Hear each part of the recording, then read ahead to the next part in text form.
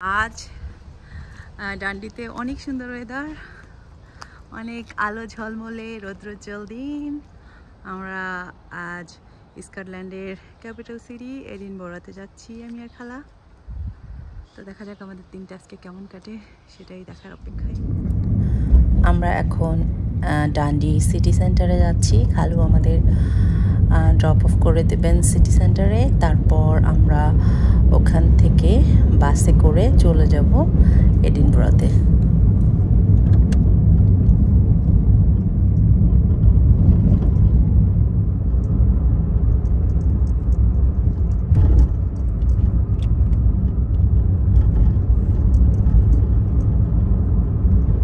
আমরা এখন কোথায় যাচ্ছি খালা?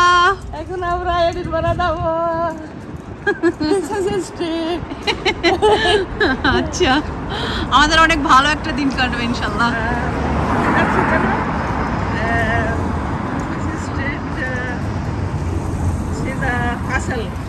হ্যাঁ হ্যাঁ, এডিনবরা ক্যাসেল দেখবো ইনশাল্লাহ। বাসের জন্য আরও কিছুক্ষণ অপেক্ষা করতে হবে, তাই আমি আর খালা ডান্ডি সিটি সেন্টারটা একটু ঘুরে দেখলাম। অনেক গোছালো, অনেক সুন্দর, আমার তো খুবই ভালো লেগেছে।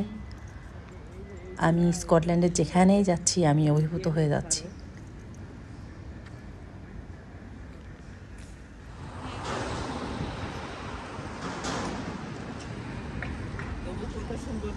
হ্যাঁ, অনেক সুন্দর।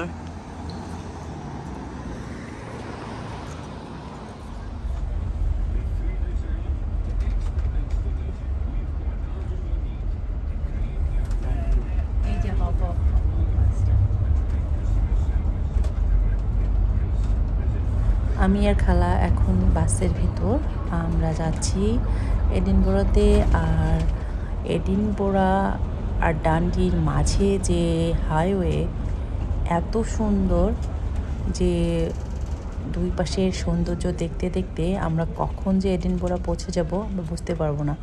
কারণ আমি যখন ডান্ডি থেকে এডিনবরা থেকে ডান্ডিতে আসলাম, যখন আমি এডিনবরা এয়ারপোর্টে নামার পরে তো আমাকে বাস নিতে হয়েছিল ডান্ডিতে আসার জন্য। তো তখন আমি দেখেছিলাম যে দুই পাশে এত সুন্দর যে কখন যে আমার সময়টা চলে গিয়েছিল আমি বুঝতেই পারিনি। তো আজকেও আমি আর খালা এই দুই পাশের সৌন্দর্য দেখতে দেখতে চলে যাব এডিনবরাতে। আর মাঝে মাঝে তো আমাদের দুজনের গল্প হবে।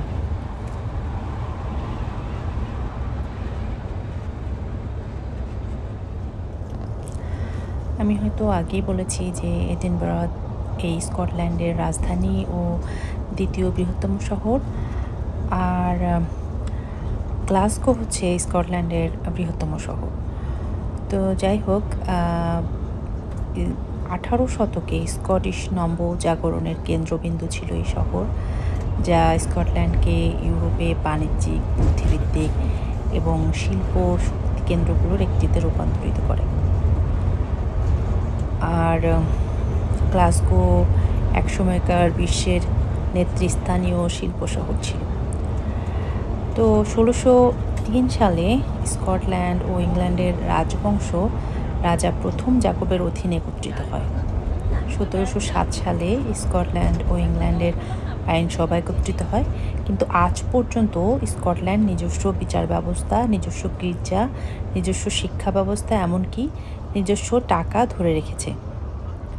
1999 সাল থেকে স্কটল্যান্ডের নিজস্ব আইনসভাও রয়েছে এবং তখন থেকেই দেশটি স্বায়ত্তশাসিত। আমরা এখন যে সাসপেনশন ব্রিজের উপর দিয়ে যাব, এই ব্রিজের নাম ফোর্থ রোড ব্রিজ। এটি একসময় বিশ্বের দীর্ঘতম সাসপেনশন ব্রিজ ছিল, এখন আর এটি দীর্ঘতম নেই। এর থেকেও দীর্ঘতম সাসপেনশন ব্রিজ ইউএসএতে রয়েছে। আমরা আর অল্প সময়ের মধ্যেই পৌঁছে যাব এডিনবরাতে। আর আমি এখন আইসক্রিম খাবো, খালা আমাকে আইসক্রিম ট্রিট দিচ্ছে। খালা, কেমন আইসক্রিম? সেই মজা, আচ্ছা সেই মজা। এখনো আমাদের দিন আমরা শুরু করিনি, আমরা কেবল এডিনবরাতে আসছি। আমরা মলের মধ্যে ঢুকছি। এখন আমরা আইসক্রিম খাওয়া শেষ করে যাব আমাদের মেইন আকর্ষণ সেই হপ অন বাস ট্যুর, মানে সিটি বাস ট্যুর। ওইটাতে এখন আইসক্রিম খাওয়া শেষ হলে যাব, তারপরে বাদ বাকি টুক তো পরে হবে।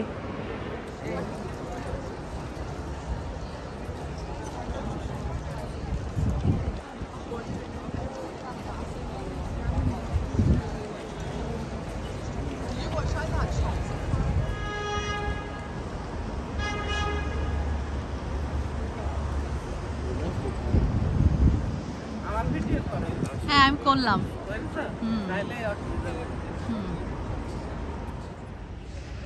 মল থেকে বের হয়ে সিটির ভেতরে ঢুকতে অনেক মানুষের সমাগম। সারা বিশ্ব থেকে এই এডিনবরা দেখতে, এই শহর দেখতে প্রতিদিন অনেক অনেক মানুষ আসে।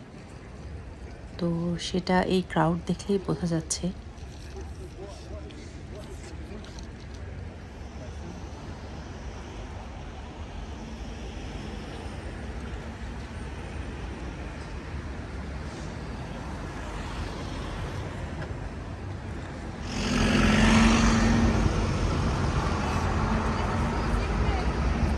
আমরা এখন hop on hop of bus tour করবো। এই বাসটা আমাদের সিটির মেইন অ্যাট্রাকশন পয়েন্টগুলোতে নিয়ে যাবে। কানে দিবা না? হ্যাঁ, কানে দিবে।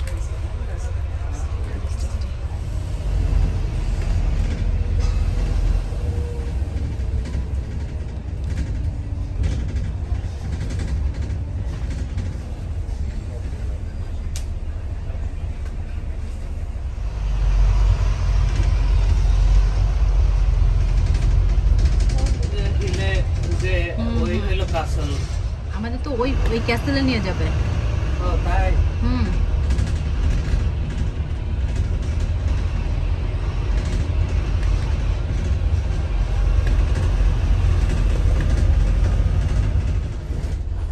পুরনো আগ্নেয়গিরির ওপর দাঁড়ানো প্রাসাদ শহরের প্রাকৃতিক সৌন্দর্যকে আরও নাটকীয় করে তোলে। শহরটির মধ্যযুগীয় নিদর্শন, জর্জিয়ান স্থাপত্যের মহিমা এবং আধুনিক জীবনের একটি শক্তিশালী স্তরের সাথে সমকালীন আধুনিকতাকে মিশ্রিত করেছে। মধ্যযুগীয় প্রাসাদ, গথিক গির্জা এবং আকর্ষণীয় ঐতিহাসিক ভবনগুলো স্কটিশ পার্লামেন্ট ও স্কটল্যান্ডের জাতীয় জাদুঘরের মতো আধুনিক স্থাপত্যের সাথে তাল মিলিয়ে দাঁড়িয়ে আছে। এখানে দুর্দান্ত রেস্টুরেন্ট, দোকান, পাব, বিভিন্ন ক্লাব এবং সারা বছর ধরে অন্যান্য ইভেন্ট ও উৎসবের আয়োজন করা হয়। আর 1995 সালে ইউনেস্কো কর্তৃক বিশ্ব ঐতিহ্যবাহী স্থান হিসেবে তালিকাভুক্ত হয় এই এডিনবরা শহর।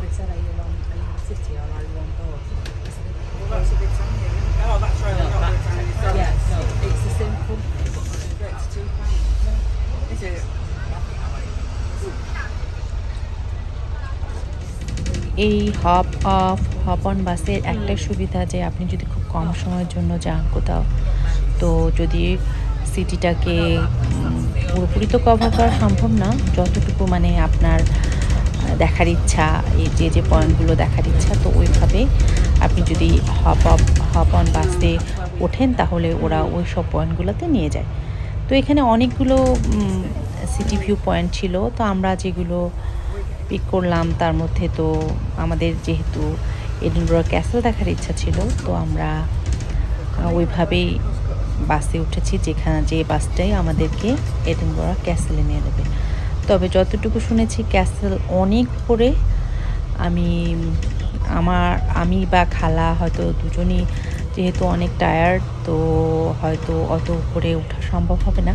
তো বাইরে থেকে যতটুকু দেখা যায় ঠিক ততটুকু দেখবো বলেই আমরা সিদ্ধান্ত নিলাম যে হপ অন বাসে যাওয়াটাই ভালো।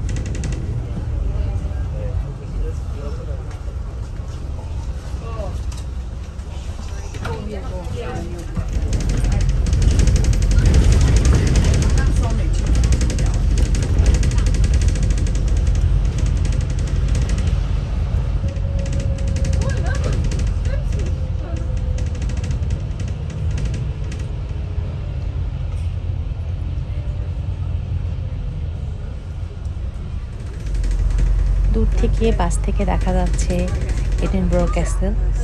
দেখুন কতটা উপরে, তো আর সেজন্যই হয়তো আমাদের উপরে ওঠা হচ্ছে না আজ। এই হচ্ছে ক্যাসেলের পেছন সাইডটা, অনেকটা কষ্টসাধ্য উপরে ওঠা, তাই আর আমরা সিদ্ধান্ত নিলাম উপরে আর উঠবো না। যাক, এখান থেকে যতটুকু দেখা যায়।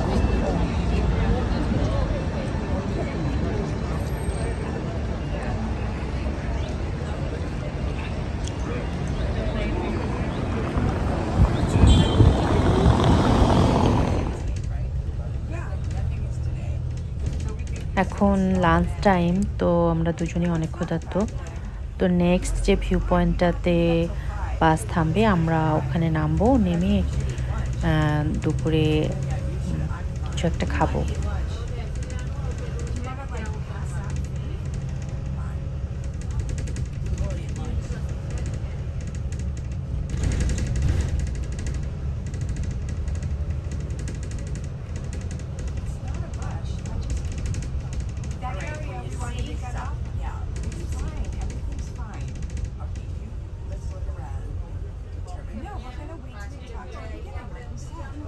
আমি আর খালা একটা ইটালিয়ান রেস্টুরেন্টে আসছি, পিৎজার অর্ডার দিচ্ছি। এই পিৎজাটা আমি কখনোই আগে খাইনি, দেখা যাক খালা খেয়ে কি বলে। খালা সেই মজা, এখনো তো শুরু করেননি, বেশি করে খেয়ে বলেন কেমন। হ্যাঁ, অনেক মজা।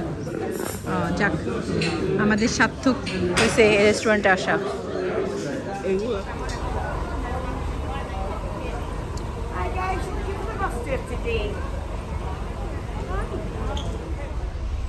এই হপ অন বাস শহরের ঐতিহ্যবাহী বিভিন্ন পয়েন্টে থামে, আর আপনারা চাইলে এখান থেকে এই বাস থেকে নেমে অনেকটা টাইম স্পেন্ড করতে পারেন ওই পয়েন্টটাতে।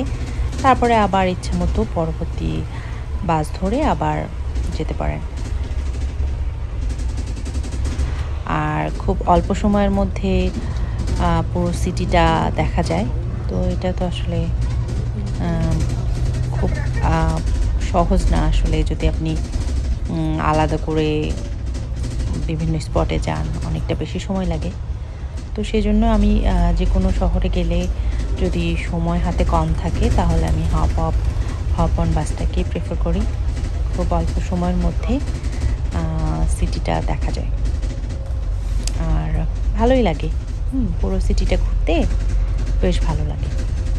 এই তো আমাদের প্রায় ঘোরা শেষ।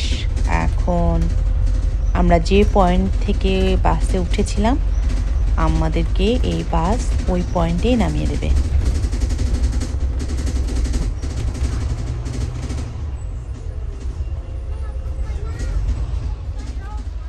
স্কটল্যান্ডের ওয়েদারে বিশ্বাস নেই, যে কোনো সময় বৃষ্টি হতে পারে।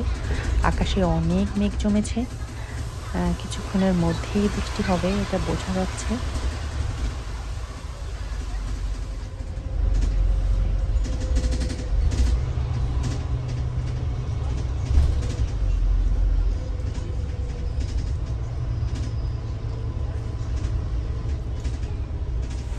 হঠাৎ করে বৃষ্টি শুরু হলো, এত সুন্দর একটা রৌদ্রোজ্জ্বল দিন ছিল, ভালোই লাগছিল। এখন বৃষ্টির মধ্যে ঘোরাঘুরি তো একটু ব্যাহত হয়। এডিনবরাতে কেমন দিন কাটলো? বৃষ্টি হচ্ছে, ফার্স্ট হাফ ভালো ছিল, ভালো ছিল, দিনটা ভালোই ছিল। আজকের মতো এখানেই শেষ। হ্যাঁ, আজকের মতো এখানে শেষ। বৃষ্টির জন্য আমাদের এখন বিদায় নিতে হবে। আচ্ছা, গুড বাই। Good bye.